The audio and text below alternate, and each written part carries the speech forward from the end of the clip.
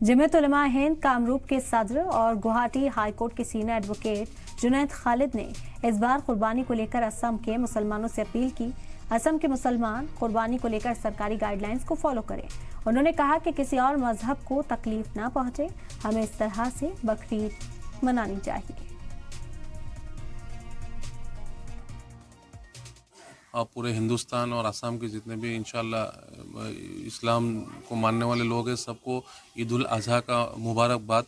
और दूसरी बात, अल्हम्दुलिल्लाह ये ईद हमारे सामने है जो इंशाल्लाह 17 जून को मनाया जाएगा पूरे दुनिया के साथ। और क्योंकि ये ईद उल अज़हा जो है कुर्बानी के साथ, खुसूसी जानवर के कुर्बानी के साथ रिलेटेड होता है, तो इसके लिए हम ये ख़ास ख्याल रखें, ये अपील है हम ये ख़ास अपील रखें कि जो है इस ईद में जितने भी गवर्नमेंट गाइडलाइंस है, पूरे इंडिया में जितने भी स्टेट गवर्नमेंट्स है, सेंट्रल गवर्नमेंट्स के जितने भी गाइडलाइंस है, जितने भी प्रोटोकॉल्स दिए गए हैं, उसको हम मान के चलें। दूसरी बात यह है कि हमारे कुर्बानी के जानवर का फ़ोटो और जो गोश्त डिस्ट्रीब्यूशन का फ़ोटोग्राफ्स वगैरह, कुर्बानी के ज़बह का फ़ोटोग्राफ्स किसी भी सोशल मीडिया में हम शेयर ना करें।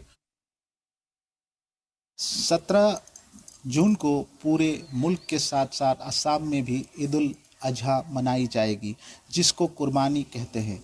ईद उल अज़हा के मौके पर ख़ास तौर से कुर्बानी की जाती है। इसी को लेकर जमीयत उलमा हिंद कामरूप के सदर तथा गुवाहाटी हाई कोर्ट के सीनियर एडवोकेट जुनैद खालिद ने असम के मुसलमानों को अपील की है कि इस बार कुर्बानी को लेकर सरकारी गाइडलाइन मानकर कुर्बानी करें और ख़ास तौर से कुर्बानी करते वक्त पर्दा की व्यवस्था करें।